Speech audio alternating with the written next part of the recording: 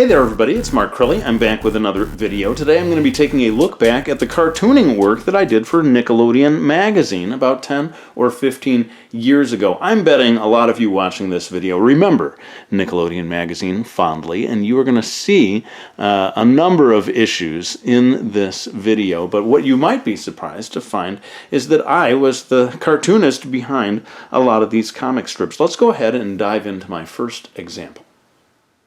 Now this is the very first comic strip that I ever did for Nickelodeon magazine. Unfortunately, I didn't save the magazine itself, but I saved the pages. This is from the year 2000. I was doing my comic book series and children's book series, Akiko, at that time, and they very kindly invited me to create a newly written and illustrated comic strip for Nickelodeon magazine, and that's kind of how I got my in that allowed me to begin pitching comic strips and different things to them. In fact, they would come to me sometimes just wanting to hire me as an illustrator, maybe the only time in my life that I was a sort of illustrator for hire.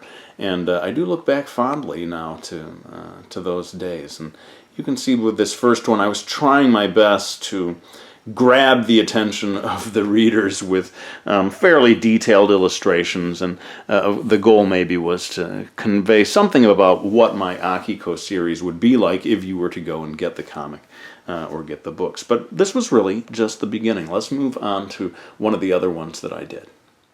Now, as you know, Nickelodeon is home to an awful lot of really great cartoon properties, among them the Rugrats. And very early on in my Nickelodeon magazine career, they hired me to not only illustrate, but write a 4-page comic strip featuring the Rugrats characters. And so I had to really do my best to learn how to draw these characters. I wanted it to look faithful to the original designs. But I sort of threw in my own style using watercolor and so forth. Lots of fun and a challenge, I must confess, because I was not super familiar with the Rugrats. I hadn't really watched these shows. I had to learn how to write in the funny way of, like, instead of hippopotamus, he says hypnopotamus, this kind of stuff, trying to figure out the writing style for this series. It was a lot of fun, and this was not the last time I was asked to draw other people's characters. Let's see if I can find another one. Spongebob is probably the most successful of all the different Nickelodeon properties, and they brought me in a few times to draw some of these Spongebob characters. This one is kind of funny because instead of trying to be true to the character, they were kind of asking me to alter the personality of Patrick Star here, making him dressed up as a sophisticated guy with like a smoking jacket and a monocle, introducing people to the magazine. And within this illustration, I was imitating the cartooning styles of different cartoonists that had been used in Nickelodeon magazine. So this one illustration was really quite a lot of fun for me to do. This shows you how long ago this was, back when Hilary Duff was still on Nickelodeon television, I believe. But I wanted to show you a type of comic strip that I became associated with for Nickelodeon magazine, and it's kind of a funny thing. It's like a panel-less comic. I didn't invent this idea, but I was one of the few people that did a bunch of these for the magazine. That is to say, we see a character here, and then instead of creating a new panel, we just see him again and again as he runs down and makes his way across the comic page. I had a lot of fun writing and illustrating these types of comic strips. In fact, I'll go ahead and maybe show you another one. This one, Pion Peter, which is just sort of a goofy character that I invented. And really all of these ideas that I pitched to them that were these sort of single environment, multiple character ones were pretty much all of my own creation, except for one from a certain character called Tack. Anybody out there remember Tack and the Power of Juju? It began its life as a video game, and I believe that this was to be, Nickelodeon's foray into video games. It didn't really become a hit, and they eventually tried to turn it into a TV show, which I think was also short-lived. But they brought me in to create this comic strip. There's a little bit of setup here where the wise old character sends them on a journey to get some sort of ingredient that he needs for this potion. And so you start here with them walking out, and again, rather than drawing new panels, I just keep drawing the characters as they make their way through this environment. As you can see, a much more ambitious one than my Pion Peter cartoon. It ended up involving me drawing different characters from the video game, and I had a lot of fun doing it. In fact, there's a whole nother one that I did for TAC. I wonder if I've got it here today. I'll see. If I do, I can bring it back out later on. But let's move on to a different type of illustration work that I did.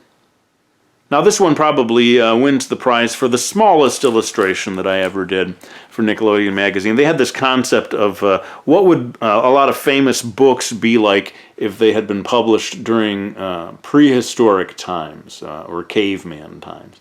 And so they hired me to recreate the front cover illustration of Harry Potter and the Sorcerer's Stone, the very first in the Harry Potter series. And because so many people had seen, in America, had seen that front cover, they were hopefully able to see what I was doing here, making a kind of parody of it, replacing different elements with Stone Age parts of the illustration. I had a lot of fun doing it. I kind of wish it had been reproduced at a larger size, because I put, hours and hours into it, but I'm pretty pleased with how it ended up. Now, I've done a lot of different types of cartoons over the years, but one thing that I haven't done very much of is the Gag Cartoon. Generally speaking, a one-panel joke. And even then I wasn't able to do it in one panel. I ended up splitting it into two.